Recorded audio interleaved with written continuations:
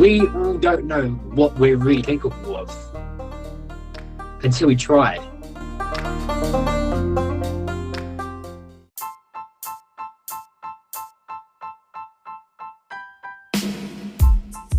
Welcome to the Lead to Win podcast. This week we visit with Anthony Bryan, double gold medal para-athlete, motivational speaker, and fitness coach, about what it means to be resilient and how leaders can instill that value into their people. I'm your host, Bo Bergen. Let's get to work.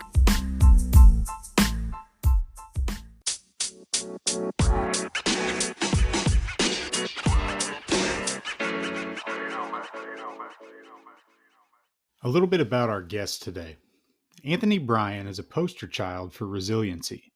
Representing England at the Cerebral Palsy World Championships, he ran in the 800 meter and 1500 meter and won gold in both. Finding his calling and pushing himself to his limits, he's always had a never give up attitude. Doctors can't explain how he is able to do what he does, running faster and lifting heavier than your average able-bodied person. Anthony now does talks in schools to inspire kids to be the best they can be, which has led to incredible responses and breakthroughs in the lives of kids. His aim is to inspire and motivate the younger versions of himself. He's also inspiring other people with disabilities on a daily basis with his determination and grit. Welcome to the show, Anthony Bryan. Start off by giving us a little background on your story and what has led you to where you are today. So at the age of 6 years old, I started getting really bad headaches. I was a very sporty, active child, always running around, but I started getting really bad headaches and became very lethargic. My parents brought me to the hospital to see what was wrong, but the doctors just said, oh, it's just migraines, and gave me some medication and sent me on my way. But these headaches got worse. So I went back to the doctors and they decided to do some brain scans. And what they found was I had a brain tumor the size of a tennis ball. And they found that this brain tumor was shutting down my vital organs. So operation to remove this brain tumor as quickly as possible, otherwise I wouldn't have survived. During the operation to remove this tumor, I actually suffered a stroke. I lost the use of my left side. So I'd gone into this operation thinking, oh, I'm just going to get this operation to remove the tumor, then go back to a normal life. But I was bedbound and wheelchair bound for the next 6 months and months after that. I had to relearn how to live life using just one hand, and to try and do daily one hand, and to then be told you're going to have to live with one hand for the rest of your life was kind of just soul destroying for me, especially as a child. All around and play games and enjoy my childhood. And I went back to school, and teachers were kind of very hesitant in any of the PE lessons or any sports lessons. So they left me out of all the sports, which is kind of what I was good at. And I began to really hate and resent myself. My self-confidence down. I was embarrassed of who I was. I was ashamed of who I was. And I started to wish I'd never survived the operation. And I was only 7 years old at the time. I really didn't want to be around. I said to my parents, I wish I wasn't alive anymore, which is not how a child should really think.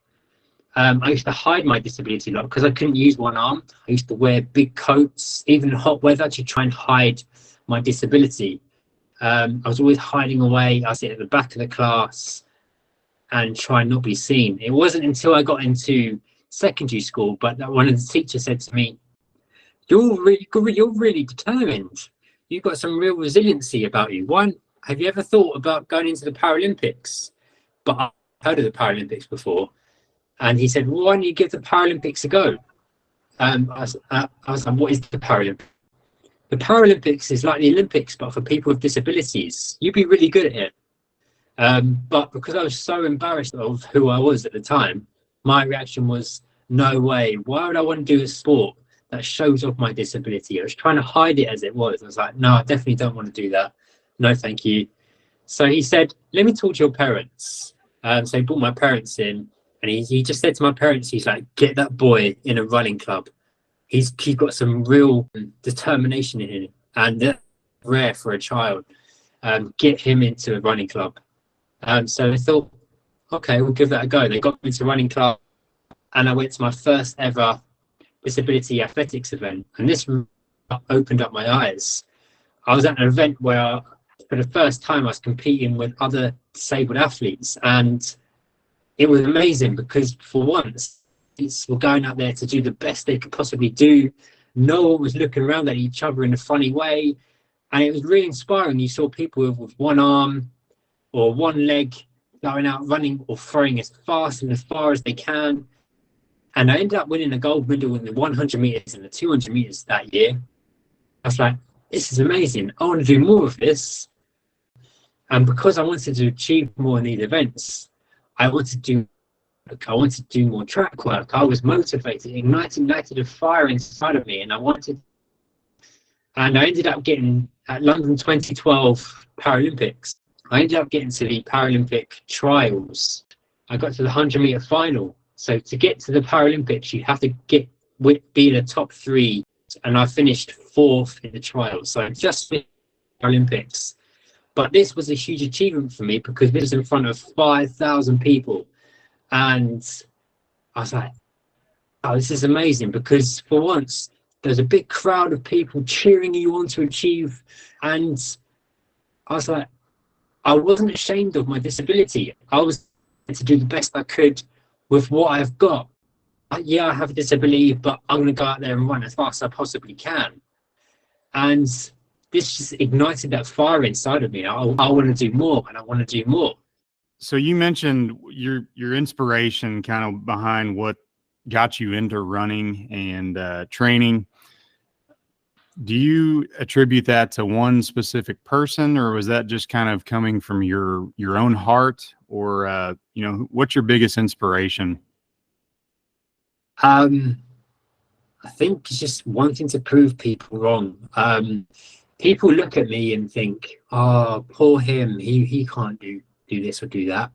And that really frustrates me, because I really work hard in the gym. I really work hard on a running track. And people just look at me and judge a book by its cover. And it's like, no, I can do this and I can do that. Look what I can do.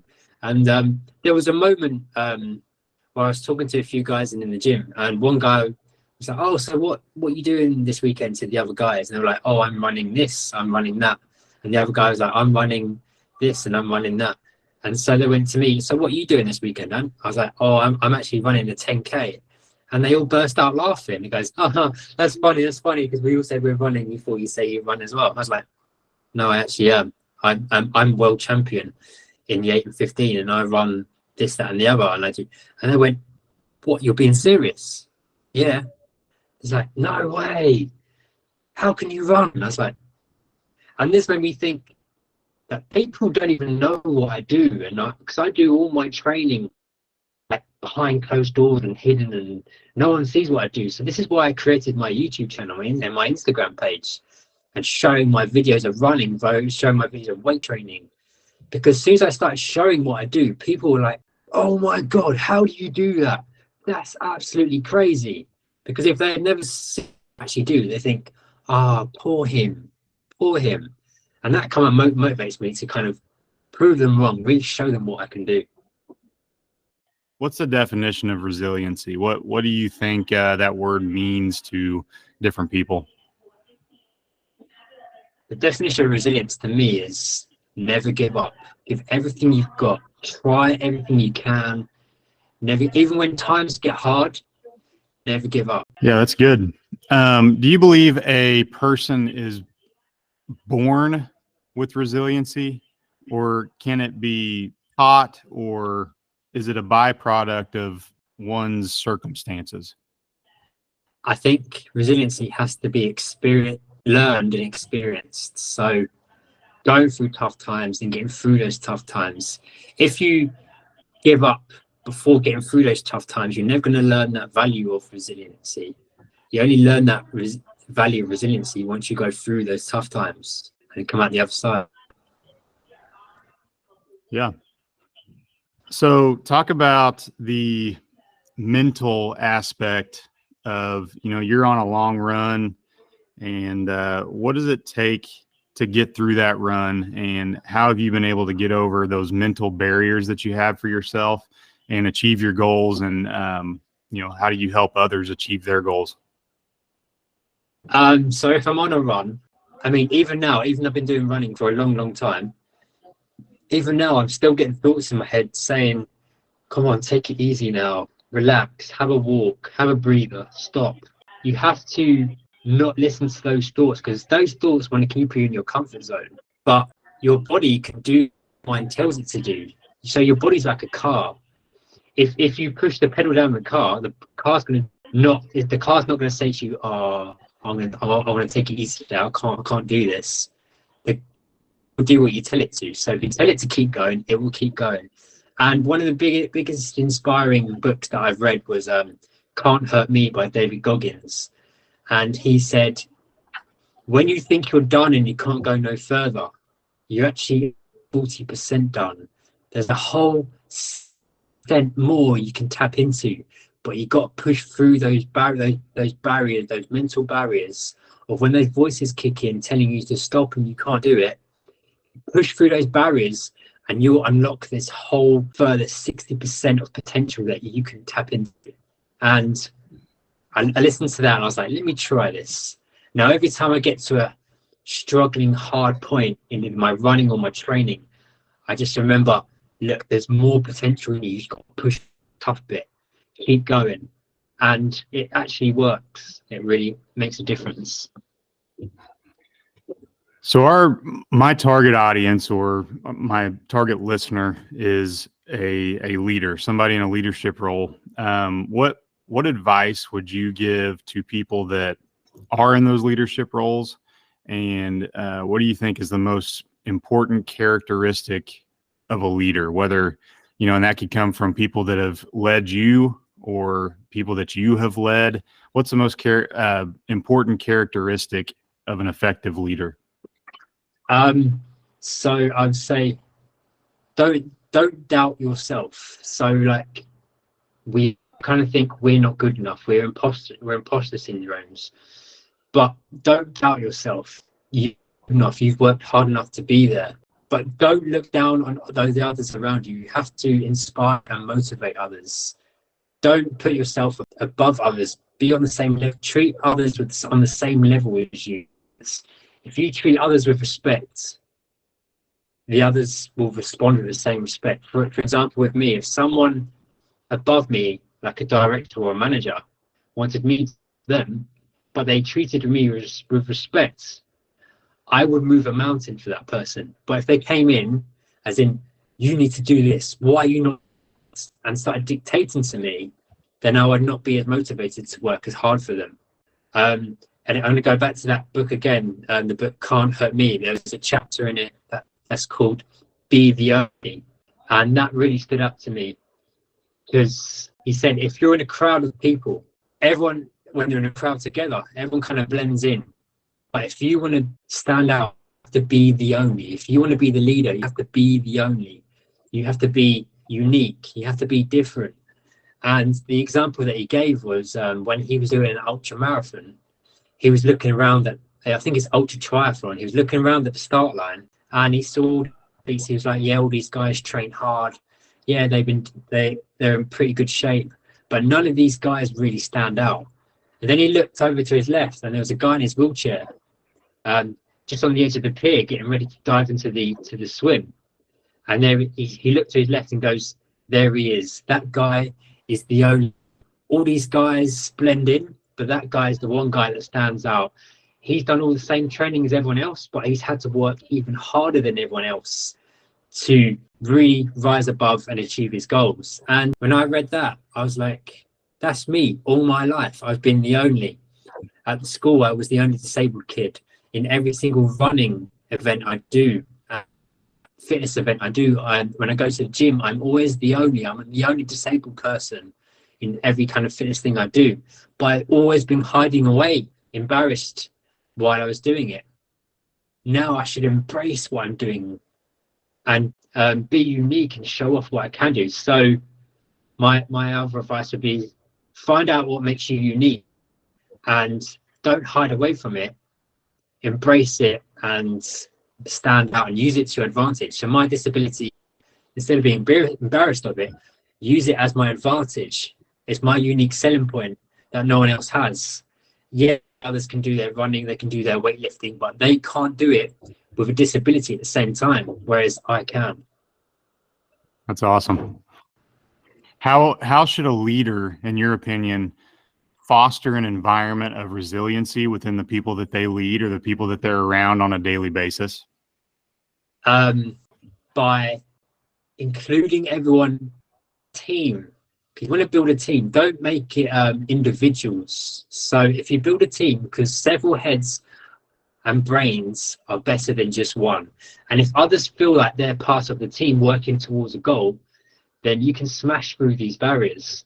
And if you set targets as a team of individuals, you'll smash through targets even quicker. So by motivating others, work together, set goals.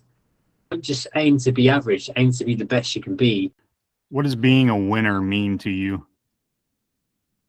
To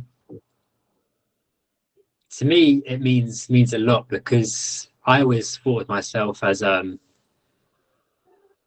embarrassment, or to myself anyway. I was always embarrassed of who I was. I was really unhappy. I really didn't want to be, well, especially after my operation. I used to say to my parents, "I'd be alive anymore. Why did I survive this operation?" And as I got older, I used to think back to before my brain tumor, and I used to remember myself as a child with ambition, goals, and drive. Just think to myself, if that child had a time machine and went forward 20 to 30 years and saw my future life, I want that child to look at me and think, wow, is that me?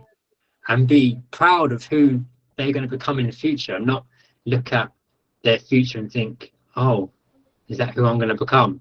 So I really want to become the best I can be, become a winner, achieve as much as I can. So when that child gets in that time machine and looks at their future and thinks, wow, I can't wait till I get older, because that's who I'm going to be. And that's kind of how I think about it. It's really good.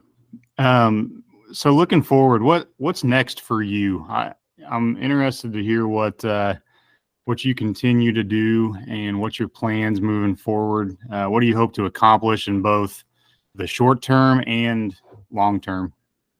So I said before, next April I am running the London Marathon, and I've never run this far before.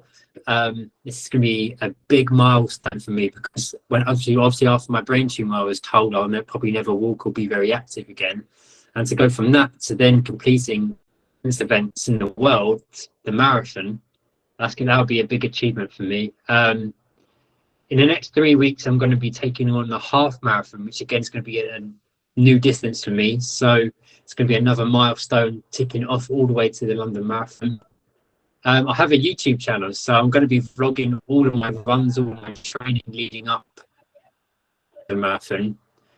What I would love to do is build up my YouTube channel so that I could go around doing runs in America, in Australia, everywhere, China, around the world, and showing people that running or doing fitness or weightlifting events around the world with disability, and if I can do it, I can then inspire and motivate others to do it also. So that's my next goals for the future. So I like to wrap up each episode that I do with some rapid fire questions. Short 1-word answers, and just whatever comes to the top of your head. So first question, and some of these questions are very relevant and some of them are just random. So first question, what's your favorite food? Spaghetti bolognese. And who is your favorite athlete of all time? Favorite athlete of all time. And the way he broke the 800-meter world record.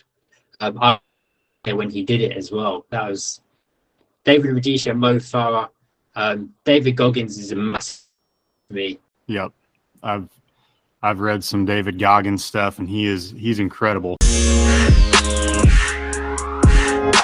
Anthony, thank you for coming on today. I really appreciate you discussing some resiliency and what has led you to where you are today. And your story is extremely admirable, and I'll be following you going forward for sure and rooting for you every step of the way. And I appreciate you coming on today.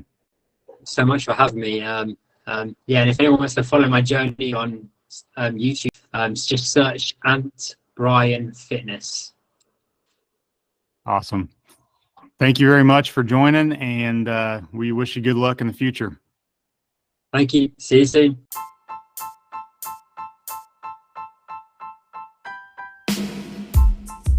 We hope you enjoyed this episode of the Lead to Win podcast.